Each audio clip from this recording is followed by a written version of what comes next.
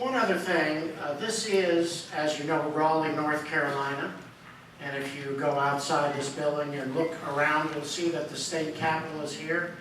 I would like to, at this time, recognize any of the legislators from the state of North Carolina who happen to be here. Would you stand up, please?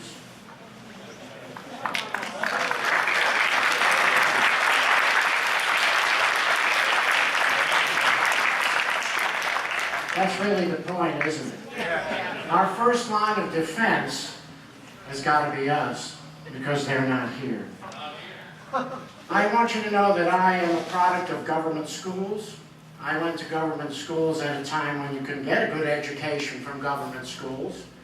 I'm not going to tell you exactly how old I am, but I will tell you that we had mandatory American history 3 or 4 times during the course of the K through 12.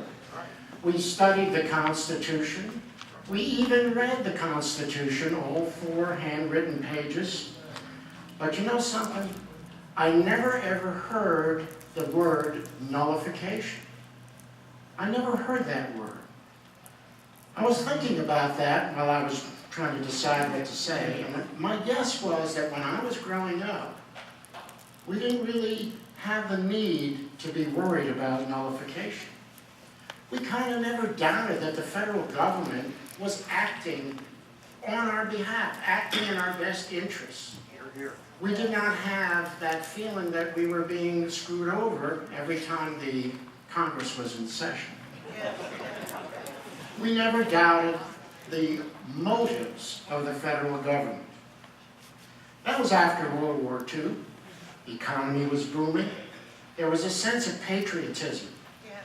An incredible sense of patriotism. I grew up in a relatively small town, and on what we now call Memorial Day, we called it Decoration Day.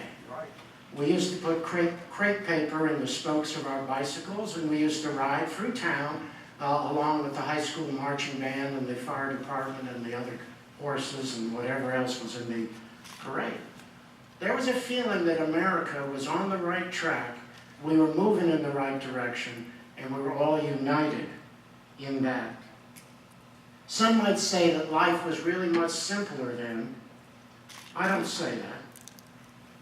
I think that we were living the Judeo-Christian principles that our founders knew were the true basis that this country should work under. So why is nullification so important now? It's obvious. It's the only legal remedy that we have left. Starting in earnest about 100 years ago, the forces of evil were working against our country. The 16th Amendment, 17th Amendment, the Federal Reserve, the Council on Foreign Relations, the New Deal, the Great Society, you name it, right up now to the current administration. So brazen and arrogant that they openly circumvent the Constitution, and they dare us to protest. Isn't that what this meeting is about? Yes. Here. Absolutely. Ultimately, it's all about private property. Our founders understood that your property, the totality of your private property, is your land, your home, your possessions, but it's also the work of your hands, the ideas of your brain, and ultimately your life itself. Those are all parts of your private property. The right to own private property that cannot be arbitrarily confiscated by the government is the moral and constitutional basis for individual freedom, the basis of America.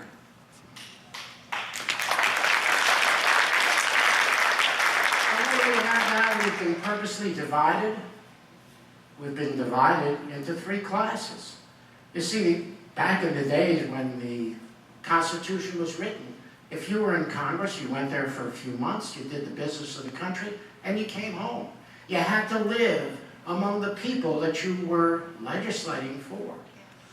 If they didn't like it, they'd come knock on your door and say, "What'd you do that for?" "I don't like that. Don't ever do that again. I'm not going to send you back to Washington."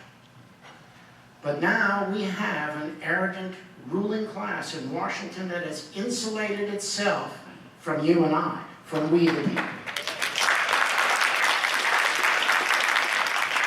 We are being ruled, and I say ruled, not governed. We are being ruled by a gang of interchangeable thieves and liars who run for office for personal gain and sacrifice principle for political expedience. Here, here.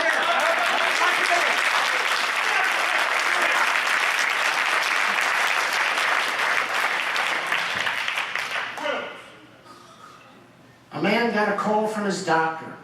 I can tell a doctor joke. A man got a call from his doctor, and the doctor said, "I've got some bad news and some worse news. Which would you like first?" The man was flabbergasted. He said, "My God, what kind of a choice is that? Bad news or worse news? I guess I'll take the bad news." And the doctor said, "Well, the bad news, you only have 24 hours to live." The guy said, "My God, what could be worse than that?" The doctor said, "I've been trying to find you for 23 hours. And really, we are in the 23rd hour right now. We really are. And that's why I'm going to call to the podium our very best man. It's my honor to introduce Dr. Tom Woods, who literally wrote the book on nullification. And he was so smart, he named it Nullification. Is this a great piece of